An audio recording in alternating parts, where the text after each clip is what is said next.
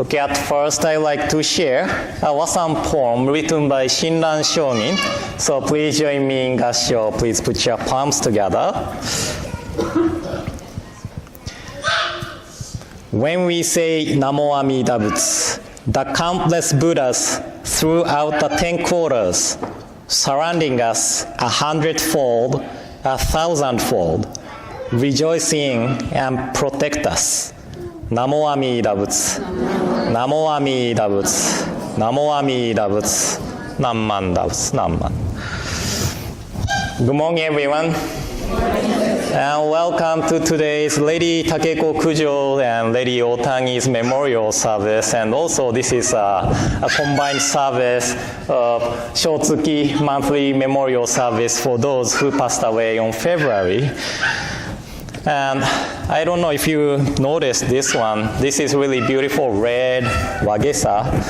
And you see like a pot Alice and Diane's wearing. That's another one. This is from 2015 World Buddhist Women's Convention in Calgary, Canada.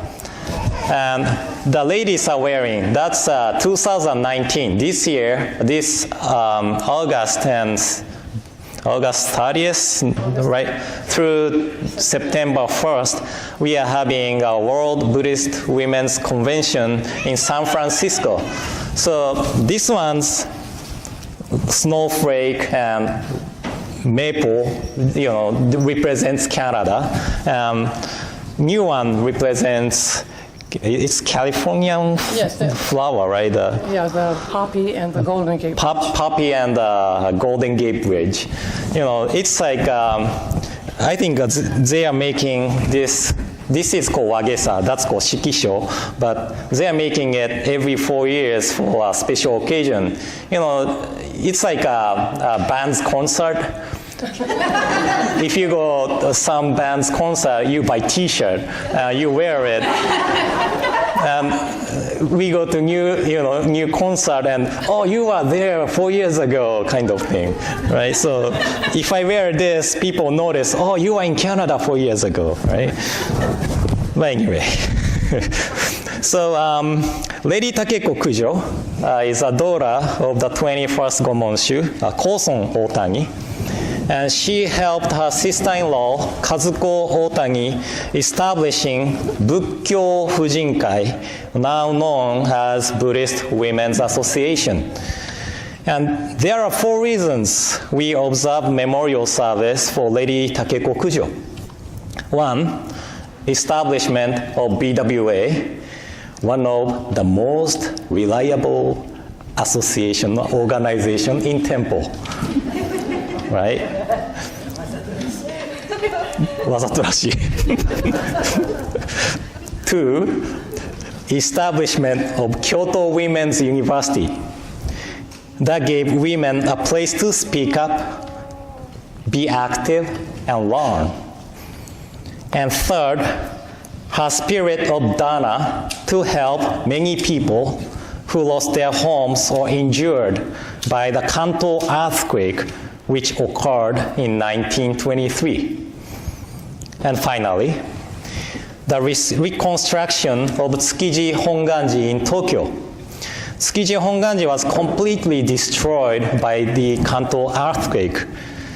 Because of Lady Kujo's effort, Tsukiji Hongwanji is able to serve as a center of propagation of Nembutsu in Tokyo now. And she was quite active woman, and her character came from her father, Koson Ohtani, the Gomonshu. And the time Koson Ohtani became Gomonshu was a time of change. He became Gomonshu. You know the word Gomonshu, right? Gomonshu is a descendant of Shinran Shonin and head priest of Hongwanji, our head temple in Kyoto. So Koson Ohtani became Gomonshu in 1871. And that is the 4th year of Meiji period. And for those who are not familiar with Japanese history, Japan was ruled by samurais until 1867. And Meiji period is the beginning of modernization. The government tried to get rid of traditions from the ages of samurai and tried to catch up with Western countries. However, there are always good side and bad sides to the changes or things. And one of the awful policies of the Meiji government was to make Shinto as the national religion. That led to the anti-Buddhist movement around middle of Meiji 1870s. They took the religious freedom away from people and forced people to admire a Japanese emperor as descendant of Japanese god. And there are a few Japanese people. Does any of your family from Kagoshima prefecture? Kagoshima? Maybe just one. But Kagoshima experienced most severe anti-Buddhist movement, and over 1,500 temples had to close down. And many Buddhists lost their center of belief. And I'm supposing that this anti-Buddhist movement was one of the reasons which Issei's decided to move to the United States too. Because we have many Kagoshima people, not in OBT probably, but in California, we see many Kagoshima people. And probably the Issei's couldn't stand anti-Buddhist movement. That was probably one of the reasons they moved away from Kagoshima. I'm not sure, but I'm supposing. And the Meiji government appointed Koson Ohtani to be the highest rank of Shinto priest of Institute of Shinto Teaching in 1872. The reason of appointing him was to disband Buddhism organizations such as Hongwanji. However, we were fortunate enough to have strong leader like Koson Ohtani. He decided to separate Jodo Shinshu organizations from the Institute of Shinto. And ironically, this Koson Ohtani's movement led to the disbandment of Institute. So Meiji government chose wrong person to be the leader of Institute of Shinto because he was the one who destroyed Institute of Shinto, right? So because of these experiences, Koson Ohtani emphasized the importance of religious education, and he established many schools in Japan. And Lady Takeko Kujo grew up as a daughter of this energetic Koson Ohtani. And she was raised as a daughter of Gomonshu, so she had to learn many things like tea ceremony, flower arrangements, and poetry. And I thought one of the stories from her childhood is really cute. So this is from her collection of essays titled Muyuge, Flower Without Sorrow. And she wrote us, I had to take koto lesson, koto, Japanese instrument, but I hated it. So when it came to the time of koto lesson, I hid myself in closet until someone find me. But I loved tea ceremony lesson because I was able to have sweets. I often made tea and brought it to my father, and I was staring at my father's face and waited him to praise me as, oh, this is really delicious tea. Oh, you made it tea well. And he knew that I was waiting his words of praise, so he couldn't help smiling at me and often gave me sweets as rewards. That is why I started to love tea lessons. So this is what Lady Takeko Kujo wrote. And this episode reminds me of Aoi. She loves to help cooking because she knew that Namiko and I praise her like, oh, you are such a good girl, right? Well, you help us really well. And sometimes she gets sweets as rewards. And Takeko, Lady Takeko Kujo, she really loved her father. But when Takeko was only 17 years old, Koson Ohtani had to leave this world at the age of 52 because of kidney disease. And that was her first experience of separation from her loved ones. And in the collection of her essays, Myuge, she wrote as, I felt as if I was in between a dream and a reality. I cried and cried, holding his hands, shouted, Daddy, Daddy. And what supported her was the teaching of the Pure Land and the teaching of the deceased becoming Buddha. And I'm not a specialist or researcher of Lady Takeko Kujo, so I'm not sure how she came up with the words of Seiya, which the song we sang today. But the second verse of Seiya on page 226 of this Purple Service book, I think, 226. Right. 227, you see the translation. But this second verse of Seiya probably came from the Wasan poem, which shared at the beginning. So let me share the Wasan poem again. When we say Namo Amida Butsu, the countless Buddha throughout the 10 quarters, surrounding us 100-fold, 1,000-fold, rejoicing and protect us.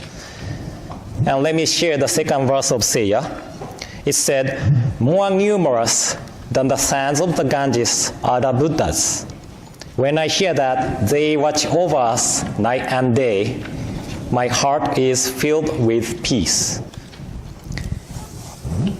So, separation from our loved one is one of the hardest experiences we have to go through in our lives.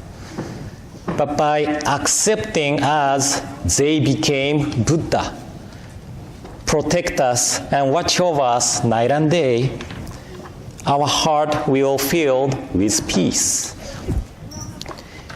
And I think Lady Kujo remembered about her father, Koson Ohtani, when she said, Namo Amida Butsu. And she must have cried so many times by remembering him, but she also felt peace by realizing that he became Buddha and he's watching over her night and day. And Lady Takeko Kujo also had to leave this world at a young age. She was only 41 years old. She had to leave this world before her mother Fujiko passed away. And on February 7th, 1928, she called her mother to her pillow side and asked her mother Fujiko to put her forehead to Takeko's forehead. And she said, Nammanda, Nammanda.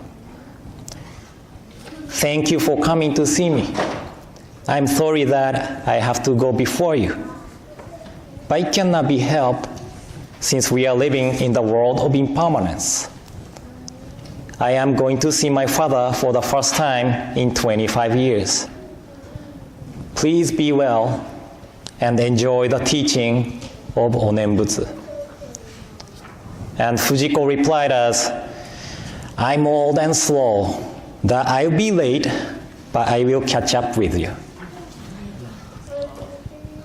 Then Takeko's brother, Koji, he became the Gomonshu of the other sect of Jodo Shinshu, Kinobe-ha. He came to the pillow side, so Takeko asked him to give a Dharma talk. At the end of Dharma talk, Koji shared a Wasan poem written by Shinran Shongin.